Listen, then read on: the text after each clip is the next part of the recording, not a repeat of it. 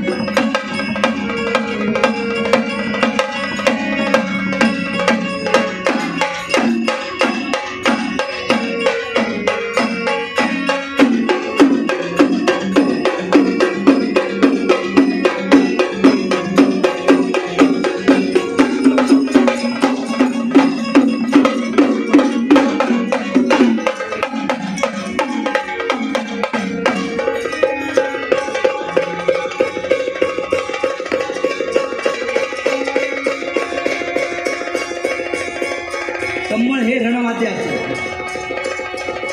ज्याच्या हातात आहे समबळ त्यालाच वाजवता येतो समबळ आणि त्याला आदिमाईची कृपा लागते तेव्हा वाजवता येतो.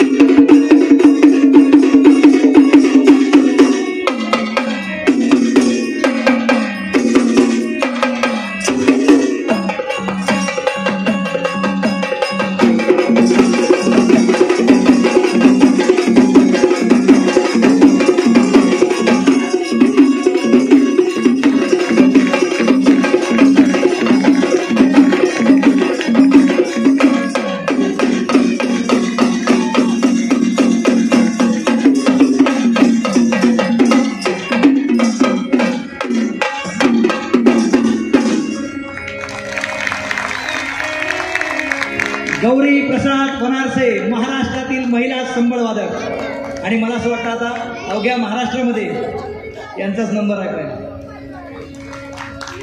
ते माझं संबळ वादन केलं आणि आता आम्ही घेणार आहोत आदिमाय आदिशक्तीचा गोंधळ. आली आली ग गोंधळाला आली आली ग गोंधळाला गोंधळाला आली हा आली आली ग गोंधळाला गोंधळाला आली हा भवानी माझी आई तुळजा भवानी आई आली आली गोंधळाला गोंधळाला आली तुळजा भवानी माझी आई तुळजा भवानी आई आई उठे तुळजा माई तुळजा भवानी अंबाबाई आई उठे तुळजा माई तुळजा भवानी अंबाबाई आई उठे तुळजा भवानी अंबाबाई आई उठे रे अंबाबाई तुळजा भवानी माझी आई आई उठे रे अंबाबाई तुळजा भवानी माझी आई आली आली ग गोंधळाला गोंधळाला आली तुळजा भवानी माझी आई तुळजा भवानी आई हा